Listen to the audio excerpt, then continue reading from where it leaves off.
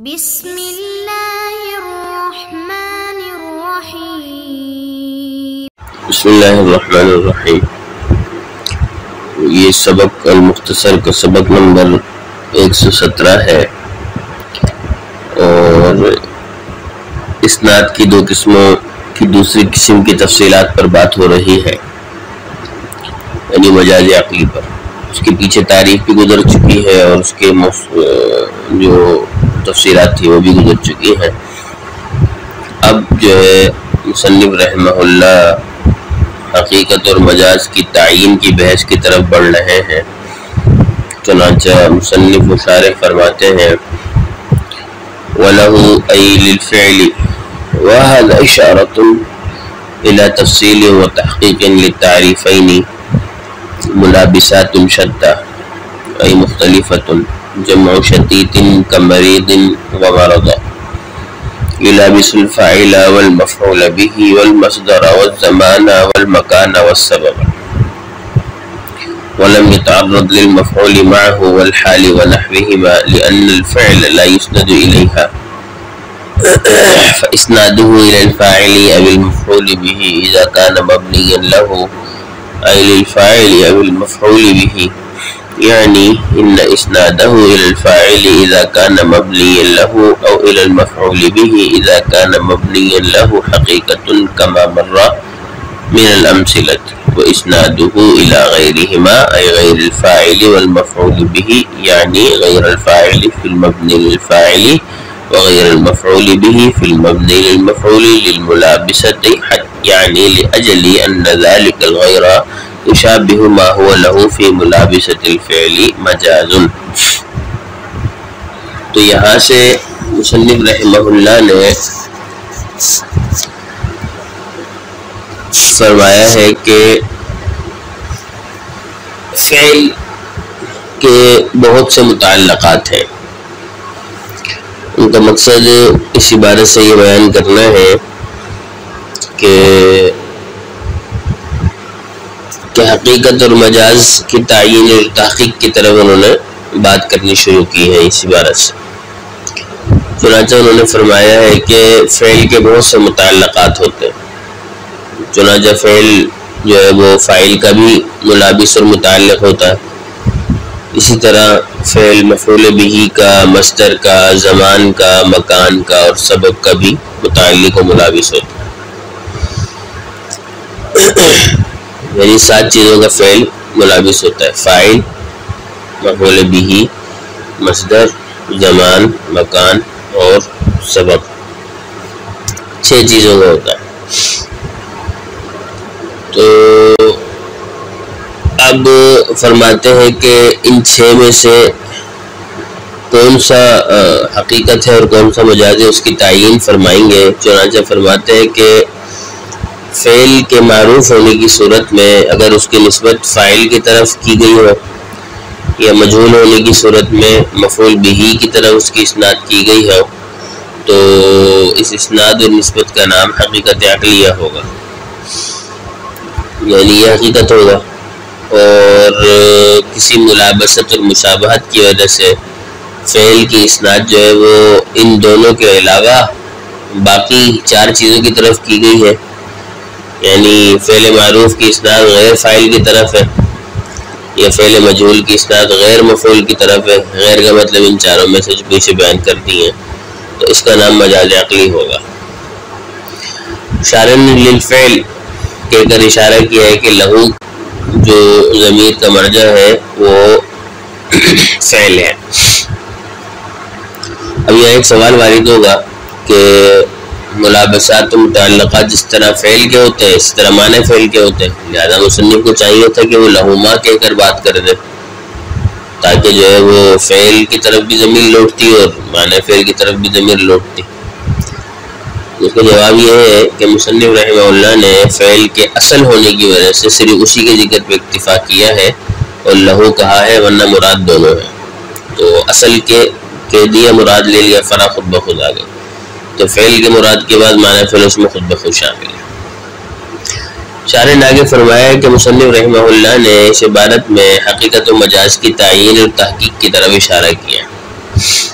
اور فرمایا کہ ملابسات شتہ، شتہ جو ہے وہ شتہ یہ شتیتن کی جمع ہے، جیسے مرد و مریضن کی جمع ہے۔ فعل کے ملابسات اور متعلقات 6 ہیں: فاعل، مفعول بہ، مصدر، زمان، مکان، سبب۔ تو فاعل تو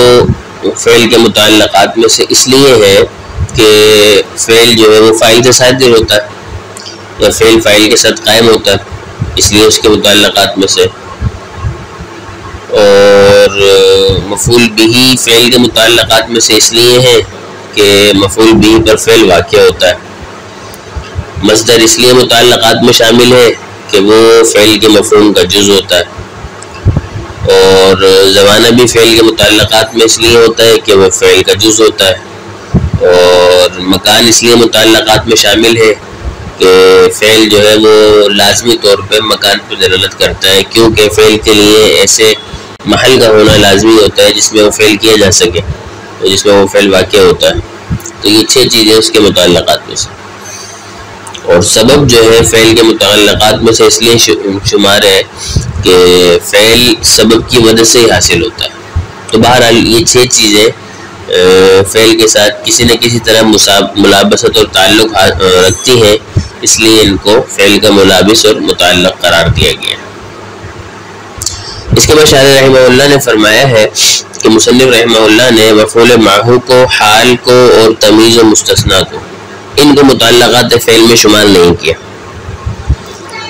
کہ مفعول معہو کو بھی نہیں کیا، حال کو بھی نہیں کیا، تمیز کو بھی نہیں کیا، مستثنیٰ کو بھی نہیں کیا۔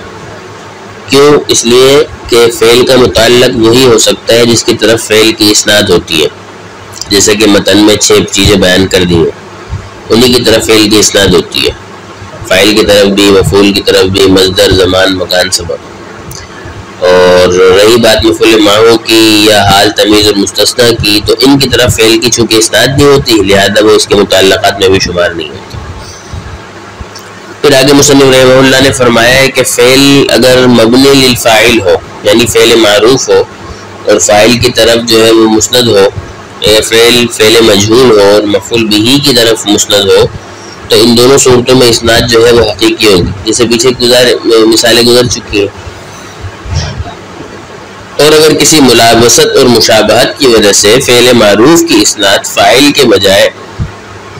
کسی اور چیز کی طرف کی گئی، جو پیچھے 6 چیزیں بیان ہوئی ان میں سے، یا فعل مجہول کی اسناد مفعول بہ کے علاوہ کسی اور کی طرف کی گئی، تو ان صورتوں میں اسناد جو ہے وہ مجازی ہوگی۔ تو اگر فعل معروف میں نسبت فاعل کی طرف ہے اور فعل مجہول میں نسبت مفعول بہ کی طرف ہے، تو پھر یہ تو اسناد حقیقی ہے، اگر ان کے غیر کی طرف ہے تو پھر مجازی ہے۔ للملابسہ کے بعد یعنی کہا ہے شارح نے، تو اس میں ملابست کا مراد شارح نے بیان کی ہے کہ ملابست کا مطلب کیا، وہ بیان کرنا چاہ رہے ہیں۔ تو انہوں نے فرمایا کہ ملابست کا مطلب یہ ہے کہ وہ جو غیر ہے، یعنی مسند الیہ مجازی جو ہے، ملابست فعل اور تعلق فعل میں ما ہوا لہو کے مشابہ ہو، یعنی مسند الیہ حقیقی کے مشابہ ہو۔ اس کا مطلب یہ ہوا کہ مسند الیہ حقیقی اور مسند الیہ مجازی، ان دونوں میں سے ہر ایک کے ساتھ فعل متعلق ہوتا ہے، تو ان دونوں میں بات یہ ہے کہ ایک دوسرے کے مشابہ ہونے چاہیے یہ متعلق ہونے میں، یعنی مسند الیہ حقیقی اور مسند الیہ مجازی میں ایک مشابہت ہونی چاہیے ایک دوسرے کی، کہ وہ فعل کے ساتھ تعلق میں مشابہت رکھتے ہوں آپس میں، اگرچہ تعلق کی جہت مختلف ہو، لیکن ضروری یہ ہے کہ مسند الیہ حقیقی اور مسند الیہ مجازی یہ دونوں فعل کے ساتھ تعلق رکھنے میں ایک دوسرے کے مشابہ ہونے چاہیے۔ دو کے جہت تعلق مختلف ہوگی لیکن ہونے چاہیے، یہی ملابست کا مطلب ہے۔ مثال کے طور پر جرن نہر، اب یہ نہر جاری ہو گئی، اب نہر جو ہے مسند الیہ مجازی ہے، کیونکہ نہر تو جاری نہیں ہوتی، پانی جاری ہوتا ہے، جبکہ جرل ماء پانی جاری ہو گیا، یہ جو ماء ہے یہ مسند الیہ حقیقی ہے۔ لیکن دونوں صورتوں میں تعلق فعل میں دونوں کے درمیان مشابہت موجود ہے۔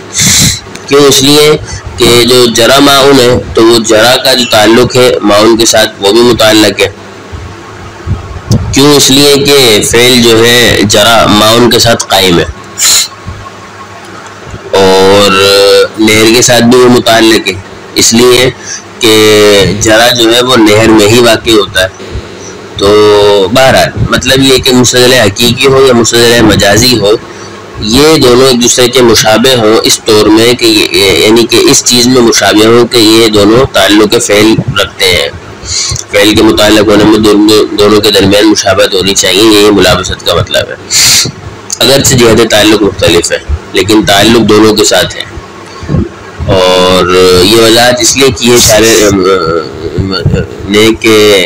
مصنف نے جو وَلَهُ ملابسات شتیٰ فرمایا ہے، اس سے یہ ظاہر ہوتا ہے کہ ملابست کے جو معنی ہیں وہ فعل اور مستدل مجازی کے درمیان تعلق اور ارتباط کے ہیں، حالانکہ یہ مطلب نہیں ہے۔ مطلب وہی ہے جس کی طرف شارح نے بھی اشارہ کیا ہے کہ دونوں میں جو ہے وہ مشابہت ہونی چاہیے، اور یعنی مستدل مجازی میں اور مستدل حقیقی میں فعل کے تعلق رکھنے میں مشابہت ہونی چاہیے، کیونکہ تعلق کی جہت مختلف ہو، یہ مطلب ہے، اس لیے اس کو ظاہر کر دیا تاکہ وَلَهُ ملابسات شتیٰ سے جو متبادل ذہن مفہوم ہو رہا تھا اس سے کوئی وہم نہ پڑ جائے کہ ملابست کے معنی کچھ اور ہے، نہیں، بلکہ ملابست کا مطلب یہی ہے کہ مستدل حقیقی اور مستدل مجازی میں جو ہے وہ فعل کے ساتھ متعلق ہونے میں دونوں ایک دوسرے کے مشابہ ہوں، وہ کہ جہت تعلق مختلف ہو۔ تو یہاں سے انہوں نے یہ تعیین کی ہے حقیقت اور مجاز کی، تو فرمایا ہے وَلَهُ ای للفعل، یعنی فعل کے لیے اور معنی فعل کے لیے، وَهَذَا إِشَارَةٌ، فرماتے یہ اشارہ ہے إِلَى تفصیل و تحقیق للتعریفین، جو دو تعریفیں پیچھے گزری ہیں یعنی مستدل حقیقی اور مجازی کی، اس کی تفصیل اور تحقیق کی طرف اشارہ کر رہے ہیں یہاں سے۔ تو فرماتے ہیں فعل اور معنی فعل کے لیے ملابسات شتیٰ، کئی ایک تعلق والی چیزیں مختلف، ای مختلفۃ، مختلف تعلقات والی چیزیں، جمع شتیت، شتیت کی جمع ہے یہ شتیٰ، جیسے مریض کی جمع مرضات کی۔ تو فرماتے ہیں کہ کئی ایک جو ہے وہ مختلف متعلقات ہیں فعل کے جو یلابس الفاعل، تو فرماتے ہیں کہ وہ جو فعل ہے وہ فاعل کے بھی ملابس ہوتا ہے، یعنی اس کے تعلق میں ہوتا ہے، والمفعول به، مفعول به کے ساتھ بھی تعلق رکھتا ہے، والمصدر، مصدر کے ساتھ، زمانہ، زمان کے ساتھ، مکان، مکان کے ساتھ، والسبب، سبب کے ساتھ۔ ولم يتعرض للمفعول معه والحال ونحوهما، فرماتے ہیں کہ مفعول معه اور حال کو مصنف نے بیان نہیں کیا، ونحوهما اسی طرح تمیز ہے اور مستثنا ہے جو ان دونوں کی مثل، اس کو بھی بیان نہیں کرا یہاں پہ، یعنی فعل کے ملابست میں ان کو شمار نہیں کیا مصنف نے، اس لیے کہ لأن الفعل لا يسند الیہا، ان کی طرف فعل مستند نہیں ہوتا، اصل بات ہے وہ ملابس جس کی طرف فعل کا اسناد ہو تو وہ فاعل، مفعول به، مصدر، زمان، مکان، سبب میں ہوتا ہے، مفعول معه، حال، تمیز اور مستثنا میں نہیں ہوتا، اس لیے مصنف نے ان کو بیان نہیں۔ فرماتے فإسناده إلى الفاعل یا بالمفعول به، تو اب اس کی جو مسند یعنی فعل کی نسبت ہے فاعل کی طرف اور مفعول به کی طرف، جب وہ مبنی ہو اس کے لیے، یعنی فاعل اور مفعول کے لیے، یعنی فعل معروف میں، مطلب ہے کہ ان اسنادہ الى الفاعل، اس کی مسند ہونا فعل کا فاعل کی طرف جب اس کے لیے مبنی ہو، یعنی فعل مبنی للفاعل ہو تو فاعل کی طرف اسناد ہونا، وإلى المفعول به اذا كان مبنيا له، یہ مفعول به کی طرف اس کا اسناد ہو جب اس کے لیے مبنی ہو، یعنی فعل مبنی للمفعول ہو تو اس میں جب نسبت ہے وہ مفعول به کی طرف ہو تو کہتے ہیں حقیقت، تو یہ اسناد جو ہے وہ حقیقی ہے، کما مر من الامثلۃ،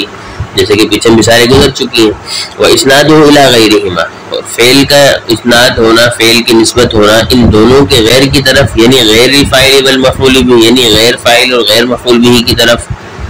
کیا مطلب؟ یعنی اس کا مطلب یہ ہے کہ غیر الفاعل فی المبنی للفاعل، معروف میں غیر فاعل کی طرف نسبت ہونا، وغیر المفعول به فی المبنی للمفعول، اور مجہول میں غیر مفعول کی طرف نسبت ہونا، للملابستی، ملابست کی وجہ سے، تو فرماتے ہیں کہ مجاز، یہ مجاز ہے، یعنی مطلب ملابست کا کیا ہے، لأجلی، اس وجہ سے کہ ان ذالک الغیر، یہ جو غیر ہے یعنی معروف میں فاعل کے علاوہ اور مجہول میں مفعول کے علاوہ جو غیر ہے، یشابہ ما هو له فی ملابست الفعل، وہ مشابہت رکھتا ہے مسند حقیقی کے ملابست فعل میں۔ تو مطلب یہ کہ ملابست کا مطلب ہے کہ مستدل حقیقی اور مستدل مجازی میں دونوں میں فعل کے تعلق رکھنے میں مشابہت ہو کہ تعلق کی نوعیت مختلف ہو. تو فرماتے ہیں اگر فعل معروف میں فاعل کی طرف ہے اور فعل مجرور میں مفعول کی طرف اسناد ہے تو یہ حقیقی ہے، اور اس کی غیر کی طرف ہے تو